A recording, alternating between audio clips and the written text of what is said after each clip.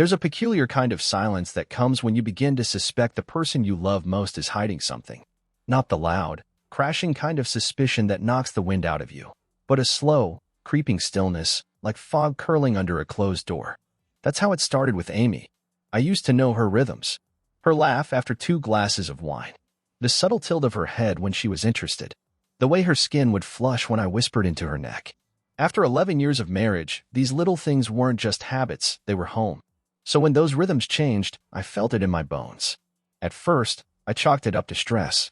We'd both been working more, me managing the late shift at the plant, her picking up hours at the boutique. But then she started coming home late without an excuse, phone always on silent. Showers longer than usual. Makeup more carefully applied. Sex? That all but vanished. When it did happen, she was distracted. Present in body, but not in soul. I knew something was wrong, but I didn't know what. Until that Thursday night. It was after 11 p.m. I'd just gotten back from a late shift and was dragging myself through the darkened hallway when I noticed the backyard light was on. That was odd. We didn't leave it on. We were careful about things like that. And it wasn't just the light. The sliding door was slightly ajar, like someone had gone outside and forgotten to close it. Curious, and with an unease brewing in my gut, I stepped toward the back porch, my bare feet barely making a sound on the hardwood floor. Through the glass, I saw her. Amy, standing under the soft glow of the patio string lights, wearing that thin summer robe she rarely wore outside. And she wasn't alone. Derek, our neighbor. You know the type. Charming, tanned, eternally shirtless while mowing the lawn, and always a little too friendly. The guy who smiled too much, who made every conversation with your wife last just a bit longer than necessary. They were standing close, too close. Her hand was on his forearm, and his lips were just inches from her ear. She was laughing quietly, leaning in. He brushed a strand of hair from her face, and I watched frozen while she tilted her chin up toward him. He kissed her. Not a peck. Not something platonic or neighborly. A kiss full of promise and hunger. A kiss that lingered. My stomach dropped. My vision narrowed. I didn't barge outside. I didn't scream or throw the door open like you might expect. No. I just backed away slowly, step by step, heart pounding so hard I thought it might shatter through my ribs. I went upstairs, into the guest room, and closed the door behind me. For an hour, I just sat on the edge of the bed. Her soft laughter and Derek's voice drifted faintly through the cracked window. It felt surreal, like I'd stumbled into someone else's nightmare. This was my wife. Amy, the woman I built a life with. The woman I'd held through sickness, joy, miscarriage, everything. And she was out there with him, acting like none of that ever happened. My mind ran through every possible reaction. I could confront them now. Storm outside, demand answers. But what would that do? Give her the power to lie again? To spin some story? No. I needed clarity, proof, control. So instead, I watched. Through the tiny slit in the blinds, I observed her fingers trail along Derek's chest as he whispered something in her ear. Her laugh rang out again, softer this time, and she stepped in closer, too close. When they finally parted, it was almost 1 a.m. She walked back into the house like nothing had happened, and I laid in that cold bed, stiff as a statue, pretending I was already gone. She didn't know I saw. Not yet. But I knew. And that changed everything. The morning after seeing Amy kiss Derek, everything felt unreal, like the air itself had thickened. I didn't sleep. Just laid there, listening to her move around the house like nothing had changed. When she slipped into bed around 1:30 a.m., her breathing was calm. Steady. I imagined her lips still tasting like him. At breakfast, I played my part like a man in a play he didn't audition for.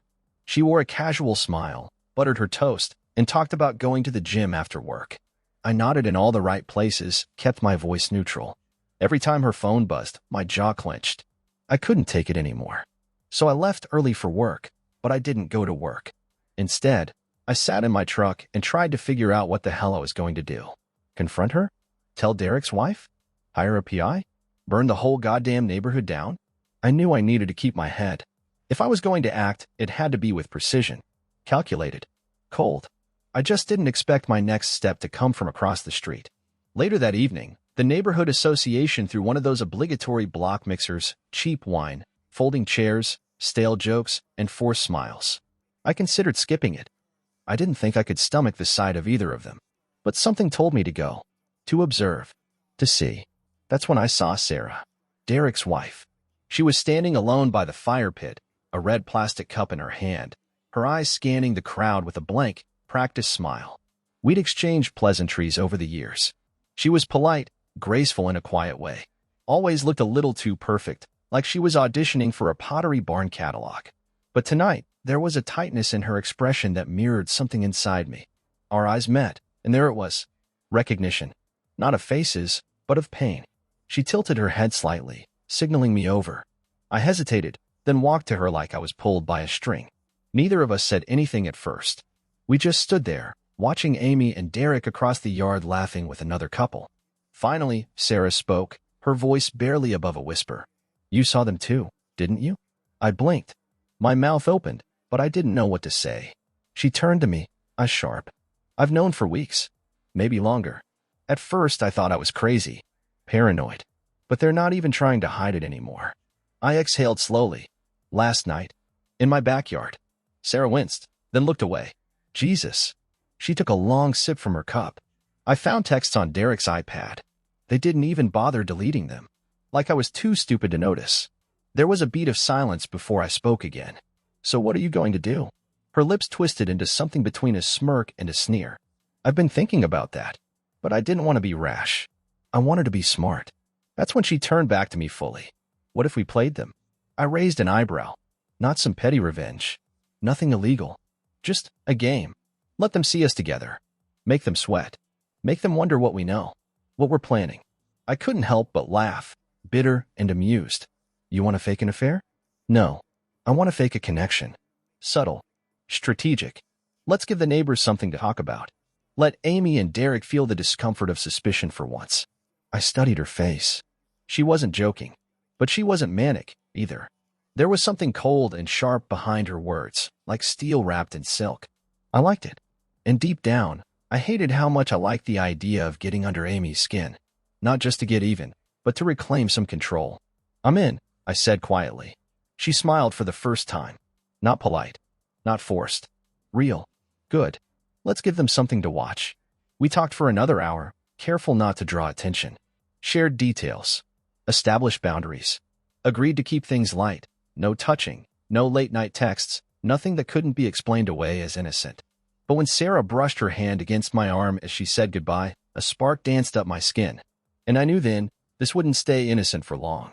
The next day, I walked out into my front yard at 10 a.m. sharp, coffee in hand, sunglasses on, pretending to enjoy the sun. Sarah was already outside across the street, watering her plants in a low-cut tank top that made it impossible not to notice her. She saw me, smiled like we shared a delicious secret, and gave a small wave. It wasn't much, but it was a start. For the next 2 weeks, we played the game exactly how we'd planned. A little too much laughing while trimming hedges. Quick chats that ended with lingering glances. Me stopping by to borrow tools I didn't need. Her walking Max, their golden retriever, right past my house like it was a daily ritual now. Subtle movements, just under the radar, but enough to plant seeds in Amy and Derek's minds.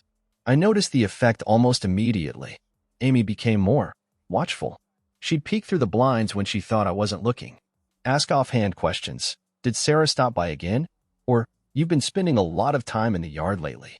I played it cool, never accusatory, never giving her what she wanted, because I wasn't sure what she wanted anymore. Derek, on the other hand, was less subtle. He stopped saying hi.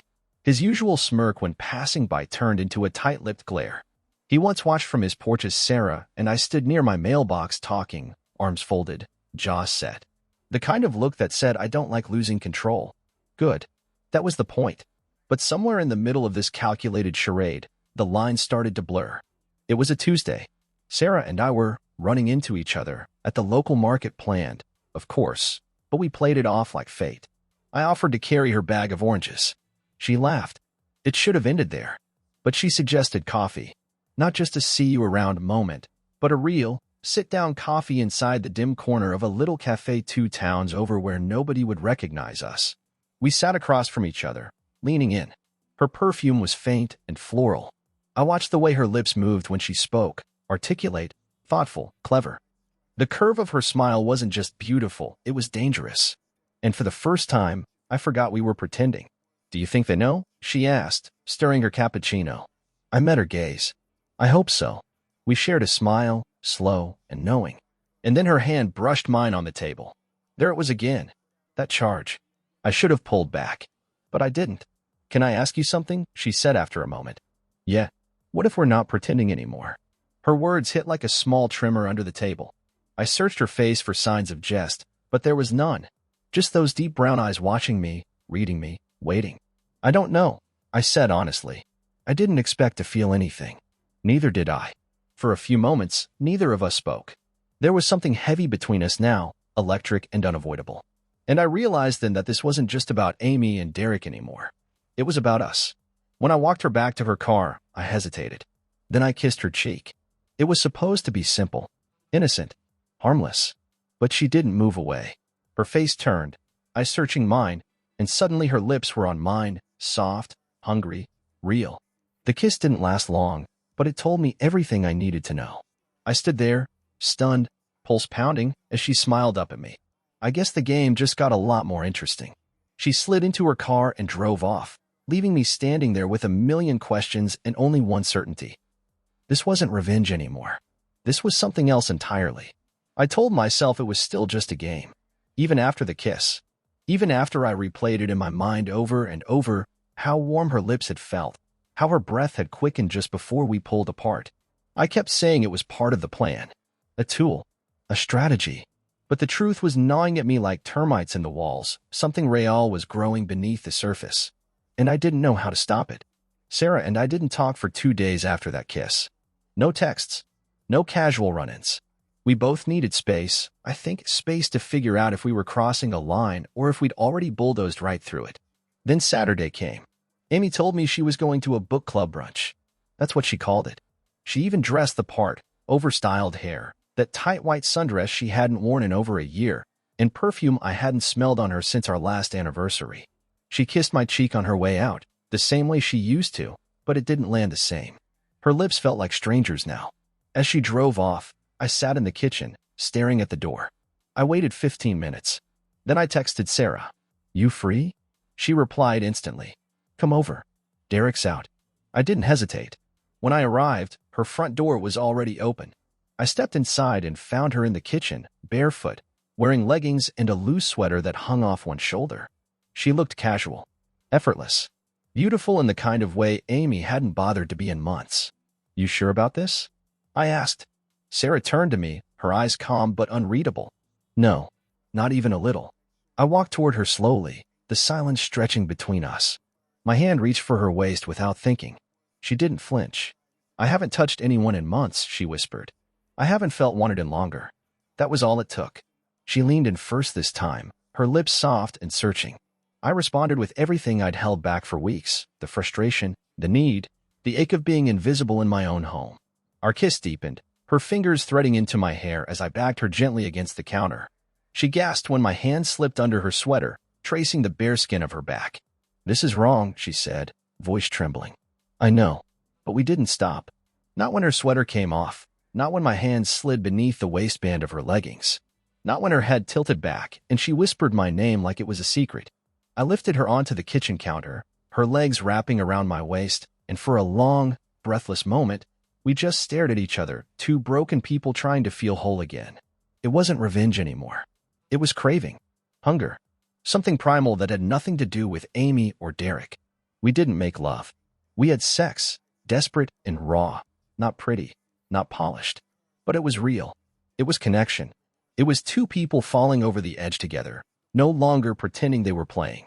Afterward, we sat in silence on her couch, her head resting on my chest, the storm still buzzing in the air. What happens now? She asked. I stared at the ceiling, my arm wrapped around her shoulder. I don't know, I said honestly. But we crossed the line. Sarah shifted, her eyes searching mine. Do you regret it? No, I said. Not even a little. She smiled sadly, brushing her fingers across my chest. Then we can't pretend anymore. Outside, I heard a car door slam.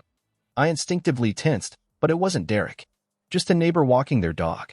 Still, the sound brought reality rushing back. We weren't just neighbors anymore. We were entangled, connected in a way we couldn't undo. I left a few minutes later, after one last kiss at the door, slower this time.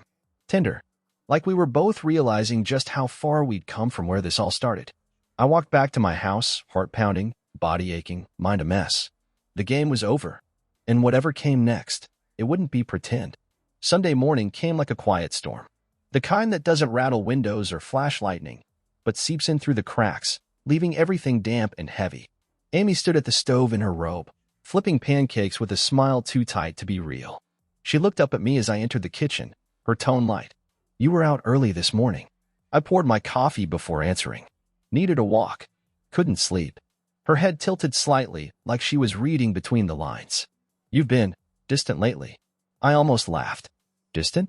The irony hit like a punch to the ribs. I took a slow sip of coffee, staring out the kitchen window toward the fence that separated our yard from Derek and Sarah's. That fence used to mean something. Now it felt like a thin veil, hiding a mess of tangled lies. Amy turned off the burner and set the plate of pancakes on the table. "You seeing someone?" she asked suddenly. I froze. Her voice wasn't accusatory. It was flat, like someone poking at a wound they didn't want to look at. I met her eyes, calm as I could. "Are you really asking me that?" She hesitated. "You've been acting different. If there's something going on, I'd rather know." The fucking gall. I stared at her, letting the silence drag until her confidence started to crumble. Then I set my mug down and spoke carefully, deliberately.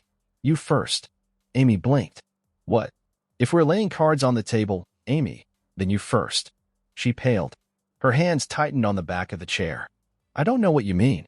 I laughed, cold and sharp. "You don't? You sure Derek didn't fill you in already?" And just like that, her face cracked. The practiced calm gave way to panic. She opened her mouth, but nothing came out. I stood slowly, leaning against the edge of the table. "I saw you, Amy. In our backyard. With him." She swallowed hard, her voice shaking now. That wasn't what it looked like." I stepped closer. "So when he had his hands on your waist? When you kissed him like I haven't seen you kiss me in a year? What was that? Then book club. Were you reading him poetry?" Tears welled in her eyes, but I didn't back off. "I couldn't. I wanted to tell you," she whispered. "No, you didn't. You wanted to keep me blind. Comfortable. Stupid." Amy sank into the nearest chair, burying her face in her hands. "It just happened." "No, Amy," I said, my voice rising. "A spilled glass just happens. Falling onto the neighbor's dick? That's not an accident."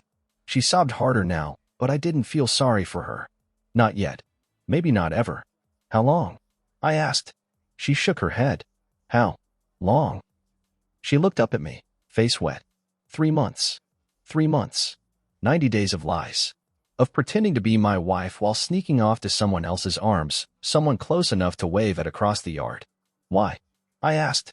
She was quiet for a long time before answering. "I didn't feel alive. We were just roommates. We never touched anymore." I felt invisible. My jaw tightened. "So instead of telling me, you lit a match under our marriage and watched it burn?" I thought if I got it out of my system, maybe I'd remember how to love you again. The cruelty of that sentence hit harder than anything else.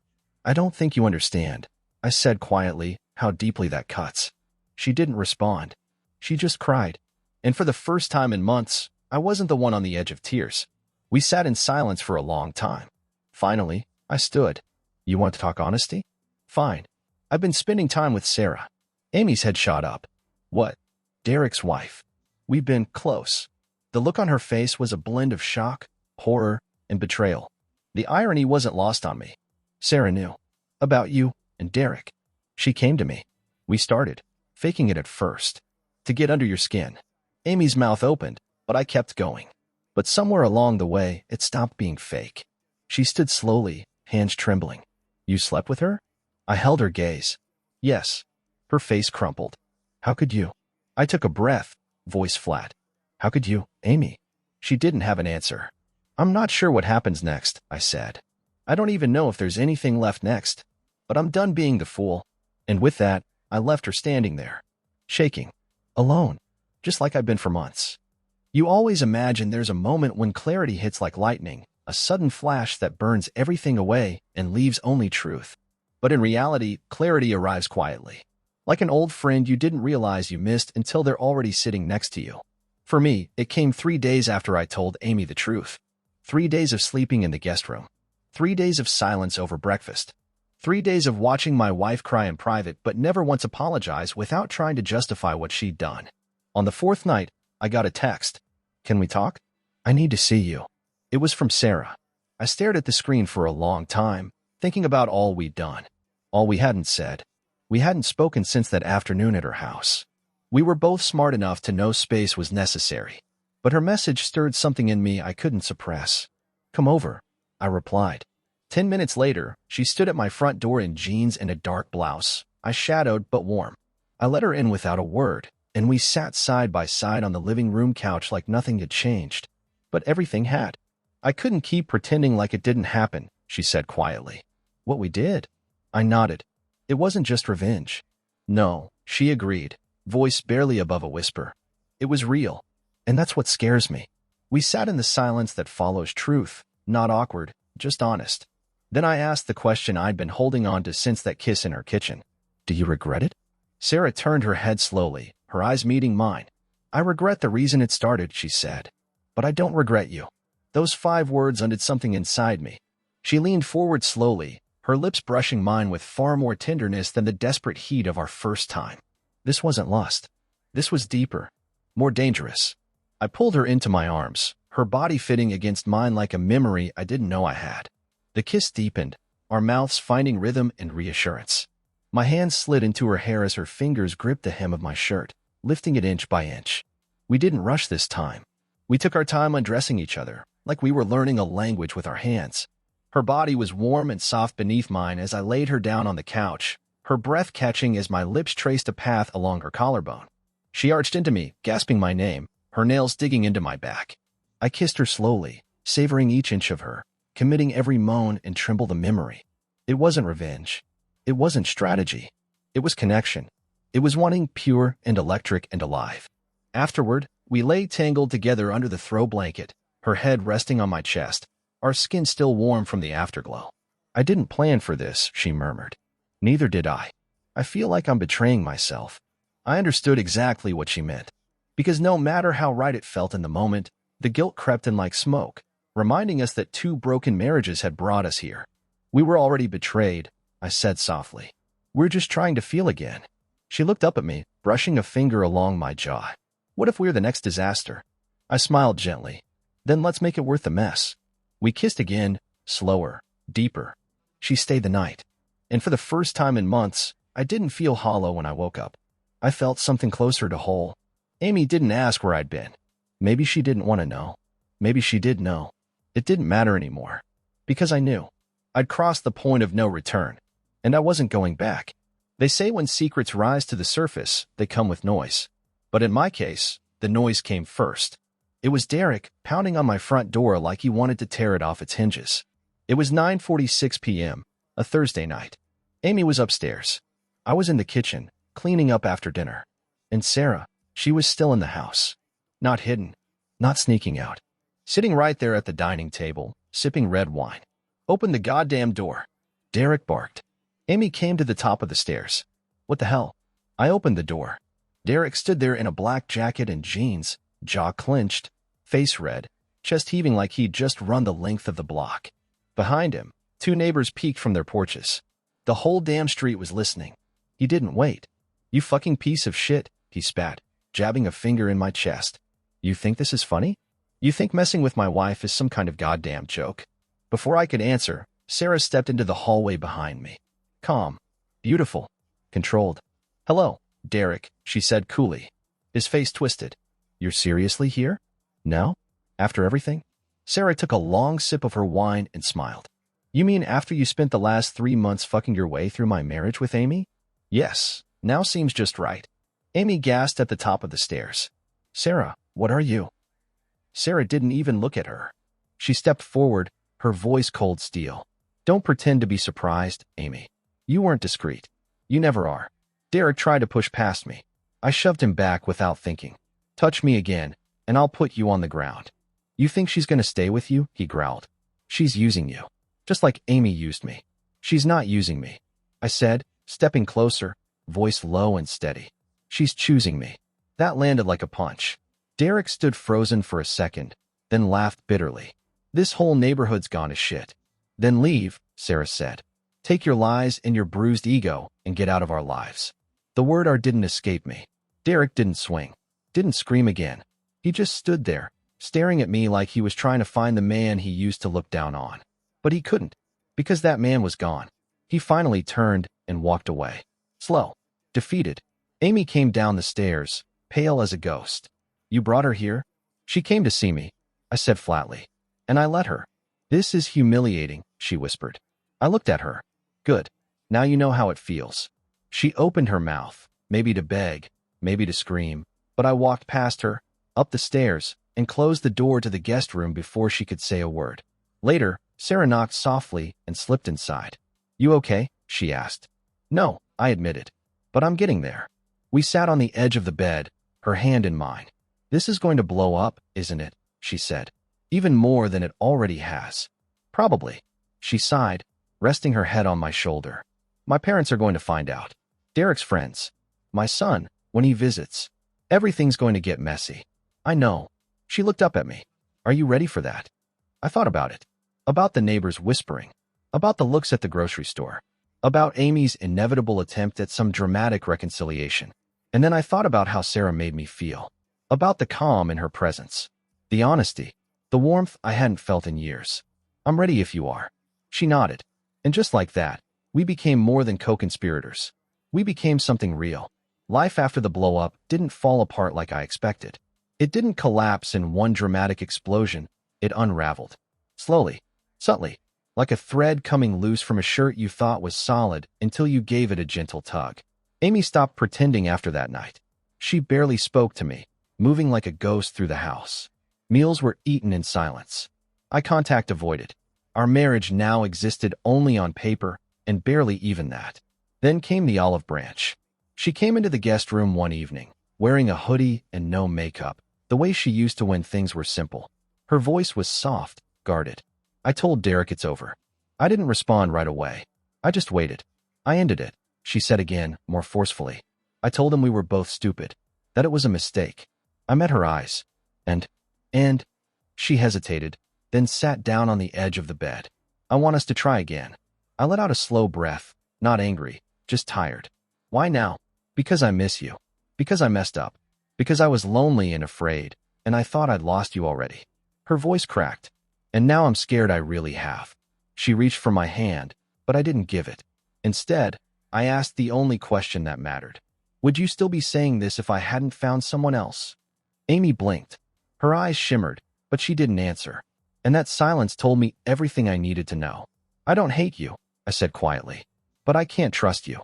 And I can't pretend this can be fixed just because you feel guilty. She nodded slowly, wiping her eyes. I get it. Then she stood and walked out, leaving the door open behind her. Later that week, Sarah and I met at the small park 2 towns over. Neutral ground. No wandering eyes. Just 2 people sitting on a bench under the fading light. She was already there when I arrived, legs tucked under her, hoodie pulled over her head. She looked up as I approached, smiling that small, warm smile that felt like sunlight. I had the talk, I said as I sat down. Sarah looked at me carefully. And she wants to try again. Sarah's expression didn't change. She just nodded slowly. So does Derek. I blinked. Really? Yep. He gave me this whole speech. Said he lost his way. That he was confused. That it didn't mean anything. She rolled her eyes. You know the usual post-affair bullshit. I stared out at the pond in front of us. Ducks gliding across the water like they didn't carry a care in the world. What did you tell him? I asked. Sarah took a deep breath. I told him I'd think about it. That surprised me. You're not sure? She shook her head. No, I am sure. I just wanted time to say goodbye the right way. To clear the last of the wreckage before I start something new. I turned to her, heart pounding slightly. You want to start something new? Her eyes met mine. With you? Yeah, I do. But not as revenge. Not because we're broken. Because we chose it. I leaned back on the bench, the tension in my chest easing for the first time in weeks. I told Amy it was too late. Sarah reached over, intertwining her fingers with mine. Then I guess we're in the same boat. We sat there in silence, fingers laced, heart steady. The next day, we talked logistics. Sarah wanted to move out. I wanted to sell the house. We both knew this wasn't just a rebound or a phase. It was a shift. A new chapter neither of us had expected but couldn't ignore. Amy asked for a separation, not a divorce, yet. Derek begged Sarah to go to couples therapy. But neither of us wanted therapy for something we didn't want to fix. We wanted something new, something honest, something that wasn't built on lies. So we started planning. Together. No more pretending. No more sneaking. Just two people, burned by betrayal, finding comfort in each other. And maybe something more. The invitation came in a pastel blue envelope. Neighborhood summer barbecue. This Saturday. Food, games, music. Bring your favorite side dish. Under normal circumstances, I'd have tossed it in the trash. But these weren't normal circumstances. Sarah and I had talked about it. Hell, we debated it. Go public? Make it known? Stir the pot? In the end, we decided, screw it. If we were going to start over, we wouldn't do it in the shadows. So we showed up together, hand in hand. The moment we walked into the backyard of the Whitman house, the same place where Amy and Derek first began their flirtatious little affair, it was like flipping a switch. Conversation stalled. Forks froze midair. All eyes turned. I saw Amy immediately. She stood near the drink table, frozen in place, red plastic cup clutched too tightly. She wore a blue sundress and tried to compose herself, but her jaw tightened as she watched me. Sarah stood a little straighter beside me. I squeezed her hand. Derek was there, too, talking with two other guys near the grill. He spotted us, his expression unreadable at first. But then I saw it, the twitch in his jaw, the way he shifted his feet like he wanted to march over and reclaim something. Instead, he picked up his beer and turned away. We weren't loud. We didn't make a scene. We just existed together, in the open. Sarah laughed at one of my jokes. I brushed a strand of hair from her face. She reached for my hand under the table when we sat down to eat. Small things. Honest things. And apparently enough to break the thin thread holding everything together. It happened about an hour in. One of the neighborhood women, Martha, I think, asked Sarah how Derek was doing. There was wine involved. Too much of it. And Sarah, with her usual quiet steel, simply said, "You should probably ask Amy." The table went still. Amy stood, knocking over her cup. "Are you fucking kidding me, Sarah?" Sarah looked up, calm as ever. "No. But I figure it's time we stop pretending. You show up here with my husband," Amy hissed, "and then act like I'm the villain?" A murmur spread through the crowd. I stood slowly. "Amy, don't do this here." "Why not?" she snapped. "You clearly don't give a shit who knows anymore." "Neither did you," I said, voice low but firm. "When you were sneaking around in my backyard with Derek." Gasps. Genuine ones this time. People glanced around awkwardly. Derek, from the grill, froze. Sarah stood beside me now. "You two didn't exactly go out of your way to be discreet." Amy's face flushed red. "You think this is love? You think this is going to last?" "No," Sarah said simply. "But it's real. That's more than either of you ever gave us." Derek stepped forward, eyes blazing. "You done airing your drama? You've got no idea what went on between Amy and me." I faced him. "You're right. I don't. But I know what went on behind my back. And I'm done pretending it didn't matter." Amy's voice cracked. "You humiliated me." I stared at her for a long moment. "No, Amy. You did that. The moment you chose him." Sarah turned to me, placing a gentle hand on my chest. "Let's go." We left together, again hand in hand. Not in a rush. Not in shame. Just steady. Behind us, the crowd was buzzing. Neighbors whispering, murmuring. But we didn't care. As we rounded the corner back toward my truck, Sarah exhaled. "Well, that was subtle," she muttered with a wry smile. I laughed. "You okay?" She nodded. "Better than I thought I'd be." I looked at her, really looked. She was calm, grounded, beautiful in her strength. "I've made my choice," I said softly. She looked up at me. "Me too." We kissed right there on the sidewalk, nothing rushed or showy. Just a quiet affirmation. Behind us, the old life cracked open completely. Ahead of us, something new waited. We just had to step into it. 2 months later, the moving truck pulled away from the curb, its back doors shut on a life I no longer wanted. Amy stood at the edge of the driveway, arms folded across her chest, not saying a word. There wasn't anything left to say. The divorce papers were signed. The silence between us had turned cold, but mercifully civil. We didn't argue anymore. We didn't talk. Our home became a museum of what used to be, and now I was walking out of it for good. Sarah was waiting for me at the new place. It wasn't big, just a cozy 2-bedroom in a quiet part of town with a backyard big enough for Max to run around in. A fresh start. No history seeping out of the walls. No ghosts of lies clinging to the furniture. Just clean walls, sunlight, and space to breathe. When I pulled into the driveway, she stepped outside to greet me. Barefoot, hair in a messy bun, a paint-smeared t-shirt that read, "Make it messy." God, she was beautiful. "Welcome home," she said, smiling. I dropped the last box on the kitchen counter and exhaled, like I'd been holding my breath for months. "It doesn't feel real yet," I admitted. She came up behind me, wrapping her arms around my waist, resting her chin on my shoulder. "It will." We spent the afternoon unpacking, arguing about where to put the coffee mugs, which drawer deserved the silverware, whether we needed 3-throw blankets on the couch. Ordinary things. Real things. And somewhere between the bickering and the laughter, I realized I wasn't just rebuilding my life, I was building ours. That night, we lay on the living room rug, too tired to make it to bed, surrounded by half-unpacked boxes and takeout containers. "I keep waiting for the guilt to hit me," I said, staring up at the ceiling fan. Sarah turned her head toward me. "It already did. You just survived it." I reached for her hand. "You think people will ever stop talking about us?" She smiled, slow and content. "Maybe. But who cares?" The question used to haunt me. How people would see us. How the story would be told. But now I realized something important. The story didn't belong to them. It belonged to us. Sarah rolled on top of me, her legs straddling my hips, her fingers trailing down my chest. Her kiss was slow, patient, exploratory, like we were still learning the contours of something new and sacred. We made love right there on the living room floor, wrapped in laughter and old blankets, with nothing but the soft hum of the city outside and the occasional creak of the settling house. Afterward, she curled into me, her breath warm against my neck. "I don't want us to become what they were," she whispered. "We won't," I promised. "We started from the ashes. We know what it means to be burned." She kissed my chest. "So we build carefully. With both hands," I said. "Together." It wasn't a fairy tale. It wasn't a perfect ending. It was messy, complicated, real. And it was ours. That night, as I drifted off to sleep beside the woman who helped me rediscover what love could feel like, I didn't dream of revenge. I didn't feel bitterness.